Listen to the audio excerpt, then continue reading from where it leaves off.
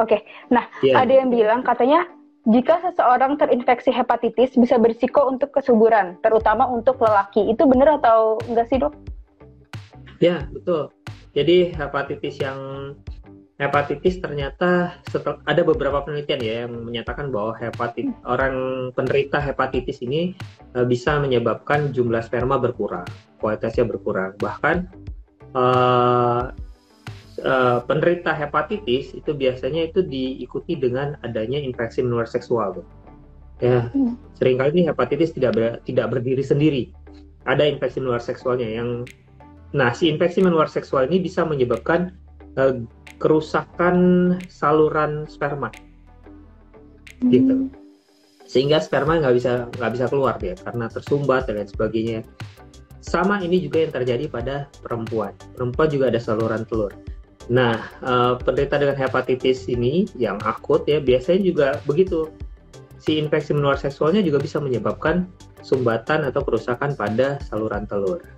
Nah, itu juga menyebabkan angka infertilitas meningkat. Pada yang kronis, yang sudah terjadi kerusakan hati, itu lebih parah lagi. Karena bukan hanya pada laki-laki, bukan hanya sperma, semuanya bisa rusak. Karena dia terjadi keracunan bilirubin. Tidak stabil fungsi hatinya sudah rusak gitu ya.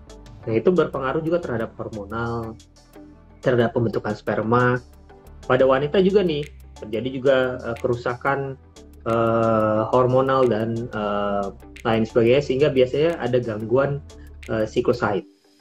Nah, ini juga bisa menyebabkan keadaan infertilitas gitu ini. Berarti kalau tadi dibilang berdampaknya kepada lelaki, ternyata enggak ya, Dok? Perempuan juga sama halnya gitu ya, Dok ya? Iya, perempuan juga sama. Jadi sebaiknya memang harus diterapi atau ya lebih baik mencegah dibanding mengobati ya. Kalau dampak buruknya sendiri, Dok, penyakit hepatitis ini kepada seseorang perempuan yang sedang program hamil tuh apa sih, Dok? Ya itu tadi ya, yang tadi dari mulai yang akut juga bisa bikin gangguan siklus haid ya. Yang akut juga bisa bikin gangguan siklus haid gitu ya. Yang kronis apalagi gitu ya. Terus ada kerusakan tuba atau kerusakan saluran telur. Itu juga bisa menyebabkan sumbatan dan akhirnya kita harus lakukan pemotongan saluran telur kalau memang perlu, hingga pasiennya harus melakukan IVF atau bayi tabung gitu. Itu siklus parahnya ya. Tapi kalau cepat ditangani, apalagi misalnya pasien-pasien cepat diberikan vaksinasi, misalnya nih Widi ketemu sama teman, kemudian atau pasangan gitu ya yang terkena hepatitis B dan segera